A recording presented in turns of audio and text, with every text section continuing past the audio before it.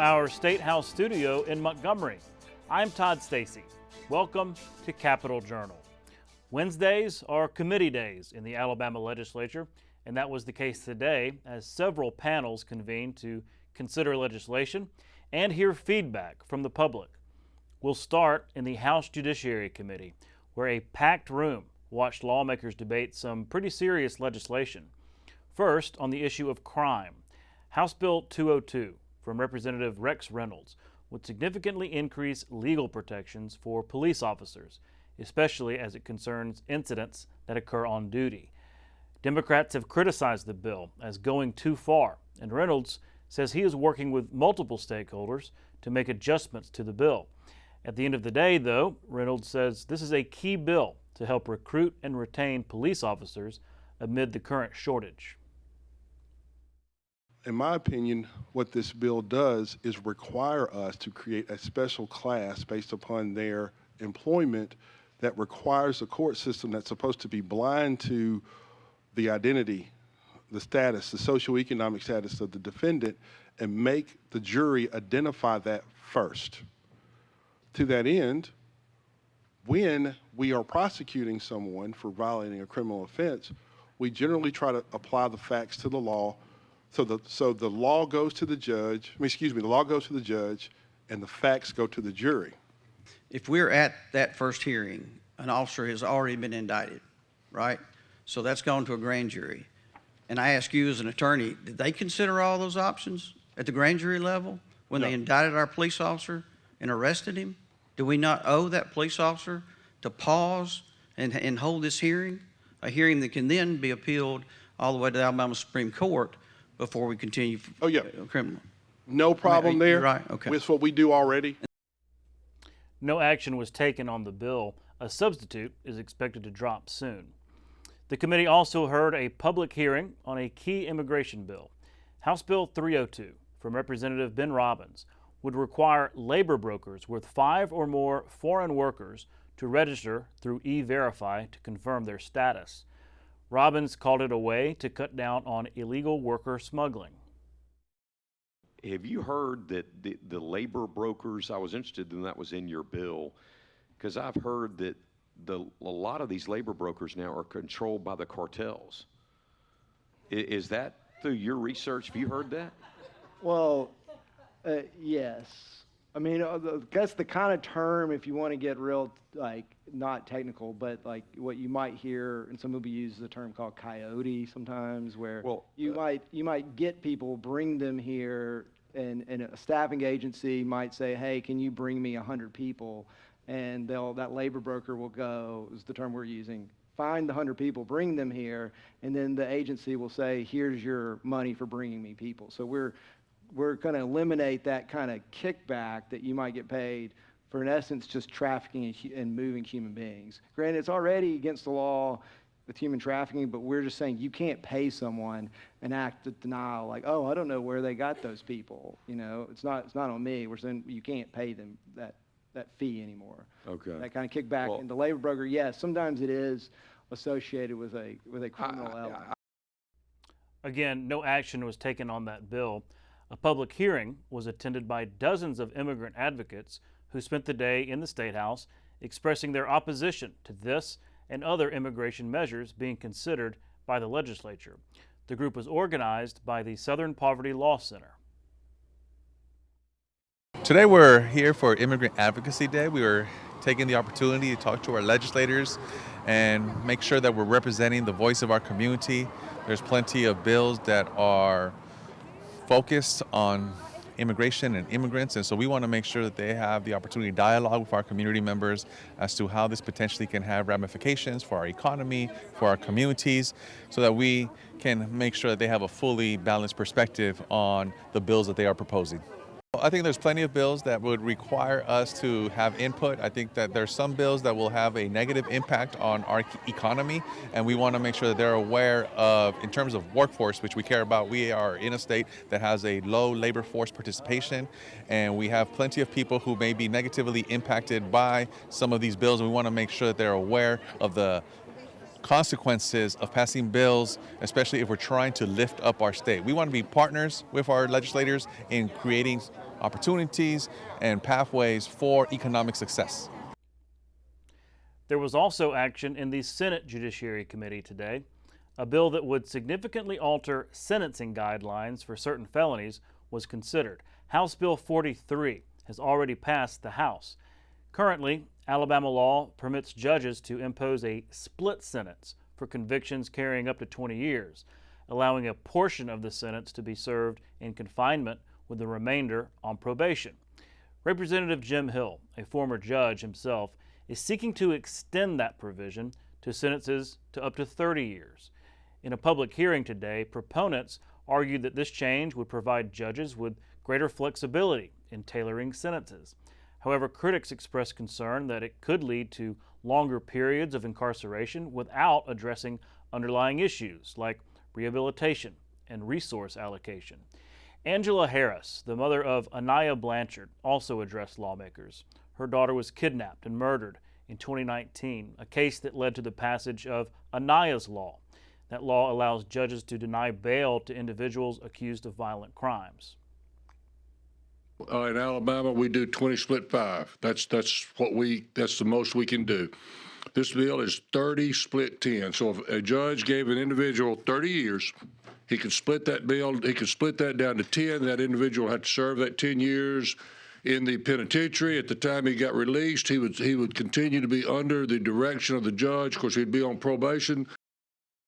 Splits, as y'all are well aware, mean day for day. If I give somebody a 20-year sentence split to serve 5 years, with 5 years of probation, they are going to serve 5 calendar years day for day. Think about the crime victims and the justice. In my opinion, justice is not being served to these victims, the crime victims of Alabama. They're getting out too soon. There's not resources. I would like to know where the resources are that are trying to help rehabilitate people that can be rehabilitated. I don't see that. And I promise you I'm working. I work with victims. I get messages every day, phone calls, and I'm not lying. I get them every day. They see me using my voice and they're like, please help me. Today, we finally saw much anticipated legislation on the issue of parental leave. Senate Bill 199 was in the Senate Education Budget Committee today, where it passed out unanimously with bipartisan support. The bill, sponsored by Senator Vivian Figures, would grant paid parental leave for state employees and education workers, up to 8 weeks for new mothers and up to 2 weeks for new fathers. Figures brought up similar legislation last year, but this time the bill is gaining momentum with the backing of key leaders, including Governor Kay Ivey. It also has the support of the Alabama Education Association. Now it will head to the full Senate for consideration.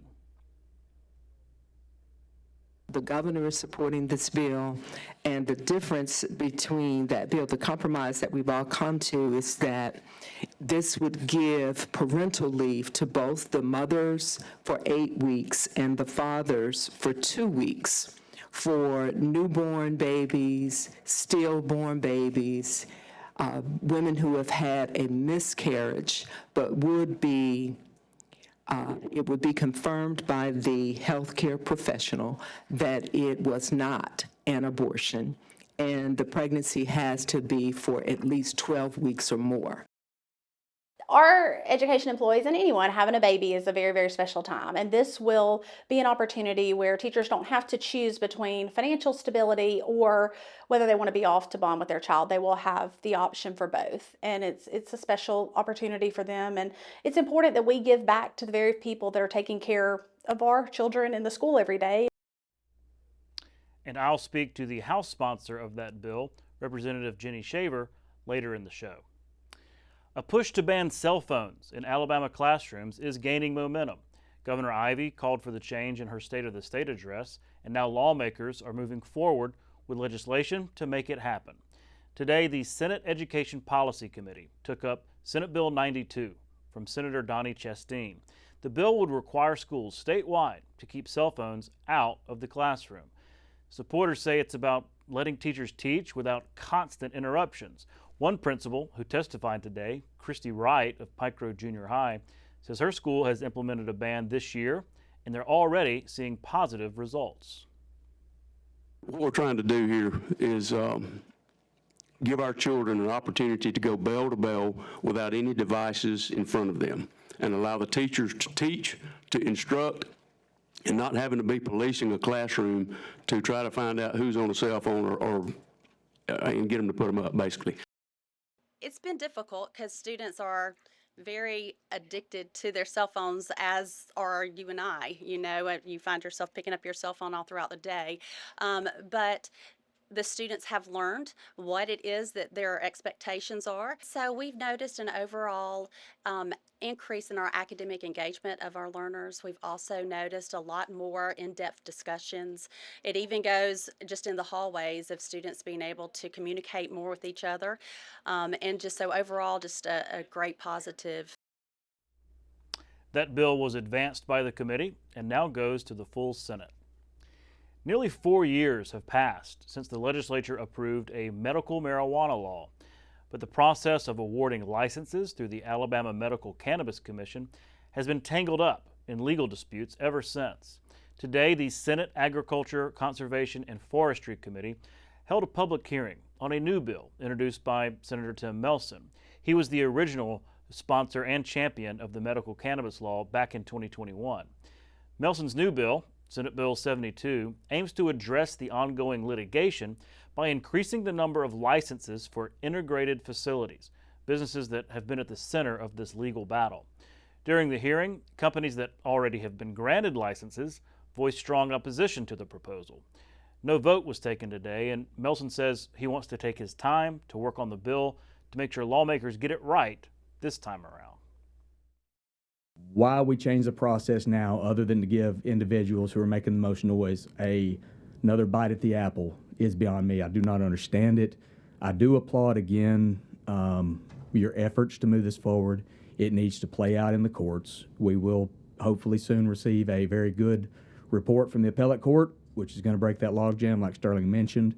And I think that we need to leave this process alone, support the commission, and let's get medicine to the patient of Alabama. I hope come up with something that we can move out of the Senate and get it to the floor, pass out of the Senate, get down to the House, and at least have it in position in case the court does not settle this issue. We can move out of the House later. I mean, something's got to give. Patients are hurting, and it's time to get it to them. 4 years.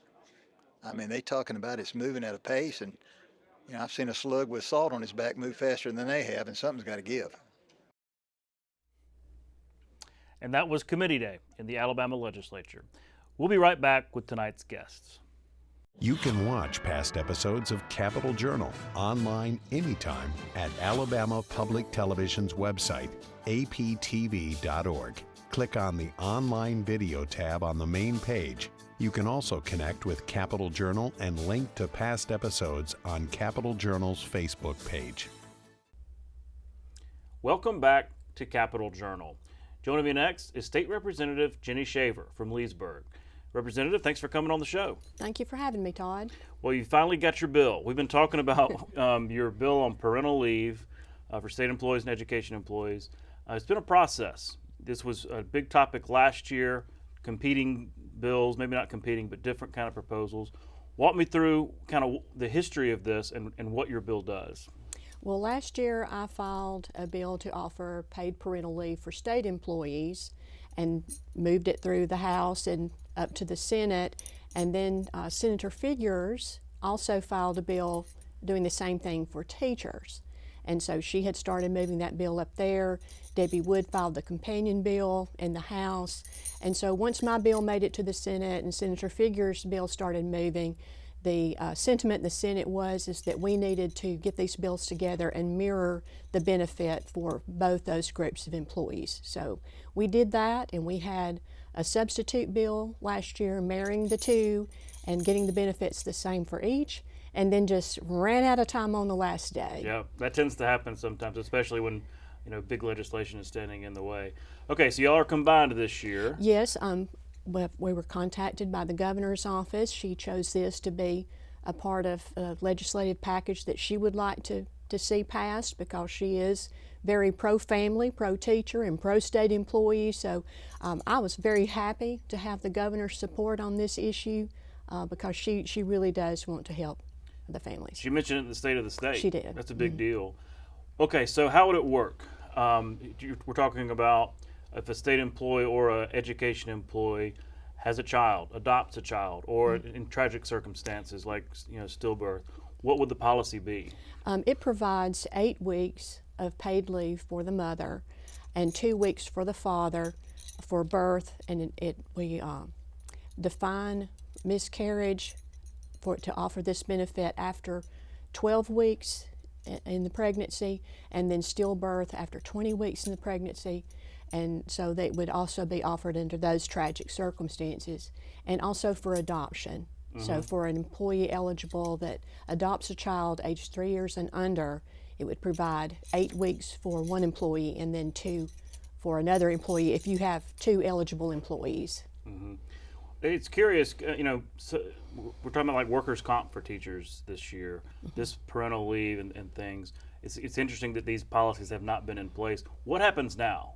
If I'm a teacher or a state employee, have a child, what are my options in terms of taking that needed time? You do need that time off to spend with your Well, newborn. if they do not have enough sick leave accrued, and teachers earn 1 day every month, so they would have 10 days in a year. So, someone would have to be on for a really long time and save that leave up. So if they had that leave available, they can take that. If not, then they would fall under the Family Medical Leave Act, the federal rules, to take unpaid leave up to 12 weeks.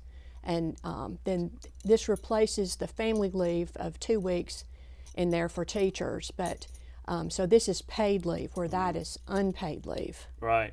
Which I'm, thinking about younger people who are having children. They might not have that accrued They don't have leave, that and accrued. so that could be a huge financial hit, to those young parents. And no one should have to risk their financial stability in order to start a family. And that's exactly the reason why we are looking at this, because we are trying to recruit and retain teachers and state employees. And most young folks are, thinking that they might have a family down in the future. And so this would certainly be a carrot to them to attract them to want to be an employee of the state or a teacher, and to keep them, for that. So we want to recruit and retain employees and teachers. I think everybody agrees this would be a very nice thing for both education and state employees. But like all policies like this, it's going to come with a price tag, right? It's going to cost the state a certain amount of money. We're looking at the fiscal note and everything, and I know that will be debated. But are you confident with your conversations with the governor's office, with LSA, that we can afford this as a state? Yes, it doesn't have a scary price tag. We're always conscious of that. Basically, if an employee had been taking unpaid leave prior, their salary has already been budgeted. So that amount is already going to be spent. If they took the unpaid leave and they weren't being paid during that time, that's a potential savings that would be lost. But only if an employee is essential and they have to backfill that person's position, or in the case of a teacher, the days that they would need a substitute. Yeah, okay. Right, then there's a cost for that. Okay. So. And is some of that absorbed at the local level as well? Yes, because this applies to local boards of education. Right. Okay. Well, you've got the governor's support. Senator Figures in the Senate. Are y'all confident this is going to happen? Well, I feel better about it this time. We just ran out of time last time, but we have garnered a lot of support. There's been a lot of help behind the scenes, different groups and folks helping with this bill, a lot of interest. We are the last, with Mississippi, of all the southeastern states, and so we want to hurry up and let Mississippi be last at something and not Alabama. So fair enough. Only got a little bit of time, but I wanted to ask you about what happened today in your committee. You had this bill dealing with social media and children. Seems like this is going to, because they're talking about it in Congress too. Senator Britt has a bill. Kind of complicated subject, but one that I think is going to be heating up in this session. It is a complicated subject, and dealing with technology and social media and all of the different avenues that are affecting and how a child is reached, whether it be through the internet, a phone, apps on the phone, and things like that. So the intent is to protect our children from online predators or information or material that would be harmful to them. And at the same time, we're trying to balance the First Amendment and our right to free speech. And so it's going to be a delicate balance. It's going to be tough to reach what the intent is and be able to do it. Right. Because it's on which level do we apply the regulation, and whom do we require to enact, whether it be, checking someone's age verification, or, at what point do we have that safeguard, that safety rail. So. And you don't want to pass something that eventually gets overturned or something like that. So it is delicate. We're out of time. That's something we're going to be following too, along with parental leave. It's a big deal. So thank you for your time. Look forward to following up. Thank you, Todd. We'll be right back. You can watch past episodes of Capital Journal online at video.aptv.org. Capital Journal episodes are also available on APTV's free mobile app. Welcome back to Capital Journal. Joining me next are Emily Wykle of Generator and Kai Frazier of Kai XR. Ladies, thanks for coming on the show. Thanks for having us. Well, I know y'all are in town talking about the Innovating Alabama tax credit, and I want to get to that in a minute. But Emily, can you remind our audience about Generator and its role in the entrepreneurial space? Yeah, so Generator, we're a venture capital and startup accelerator platform. We run accelerators in 46 communities across the country, and essentially help startups go further faster. That's really the idea. We invest in those startups, and we now have a fund based in Alabama that invests in Alabama startups. Alabama is our fastest growing market for the company. We're headquartered in the Midwest, but because of the Innovate Alabama tax credit program, we now run 9 accelerators across the state of Alabama. And we've worked with almost 200 startups here. So it's a really exciting thing to see, and we're really grateful to the folks in Montgomery that make it possible. That's exciting. Now, Kai, tell me about your business and how it got started. Absolutely. Well, first and foremost, I am a teacher. So as a teacher, I just felt like we weren't preparing kids for the future. So I wanted to make a learning platform, which ended up being Kai XR. In Kai XR, we have career-connected lessons that are filled with virtual field trips where kids can preview careers. We have 3D makerspace challenges where they can do problem solving, assessments, and it's all based around Alabama education standards. So we like to say that we're not just teaching kids, we're really preparing them for their future. Yeah, that's so important. And I'm guessing Generator played a role in your locating here? Absolutely. So I was based out in the San Francisco Bay Area, and I moved to Birmingham to really grow the business, and I was able to do so thanks to the Innovating Alabama tax credit, which of course supports Generator. We'll talk about this tax credit because, look, as Innovate Alabama got started, you had the commission, so many steps along the way, but I feel like it's really hit its stride, and you're actually producing. You're seeing some results of that. And folks in this building, lawmakers really like to see those results. So what was the feedback that, I know you've visited with a lot of lawmakers. Have there been positive feedback about, hey, here's what this, the tax credit y'all put in place is actually doing? Yeah, so venture capital is kind of a long game, and so what's exciting is we've been operating accelerators since 2020. It started under the Growing Alabama tax credit program, and we started in 2020 running an accelerator with Bronze Valley in Birmingham and with RCP in Huntsville. And since then, in the 5 years since then, we've started to see those companies really hit their stride, like you said. The companies that we've served through the accelerators have created over 1,000 jobs. And they've gone on to raise over $80 million in capital. And so that's dollars that are being invested both in Alabama, but also coming out of state from investment in the companies that are building here. And you hear companies like Kai's where, they may have been growing in one of those startup hotbeds like Texas or California or Boston, but they realize that if they come to Alabama, they can find the kinds of customers that they're really looking for to help their business grow long term, and the kind of capital they're looking for as well. That's interesting. And Kai, I mean, I've started a business too. It's scary. It's very scary. It can be. But talk about that. What would your message be to those who might have an entrepreneurial spirit, may want to, venture out in something like that, and the difference it makes to have a program like this? Absolutely. So for an ed tech company, it's very hard to find that first school district, that first school, and we relocated to Birmingham because Generator gave us that opportunity. So by working with Generator, we've been able to improve academic incomes from everywhere from Birmingham to Montgomery, and even rural districts in the Black Belt like Selma and Perry County. So we're really thankful for the opportunity, and I would say that if you're looking to make a large impact in finding a new customer base, so this is definitely a great pathway to take. Absolutely. I want to have you back on to go deeper into that because there's so much excitement on the education front these days and so much work to do. So much work to do, but we, as a teacher, it is an honor to watch so many students. They are ready, they are excited, they're doing a great job and really shaping their own future. And I'm really thankful. Alabama holds a special place in my heart for being able to work with so many amazing students. That's great to hear. How do people learn more about Generator? Yeah, you can go to generator.com /Alabama to see our Alabama impact numbers. And one of the things I'll say is that this is something we should be really, really proud of as a state. We get calls all the time from other states that are looking to replicate a similar program. So something that I think we should feel really good about here. That's great. That's great to hear. Yeah, when you talk about Boston, Austin, San Francisco, that's what you think about with startups. It's nice to be in that conversation. Yeah, we're on to something. But ladies, we're out of time. Thanks again for coming on the show, and we'll look forward to following up. Thank you. We'll be right back.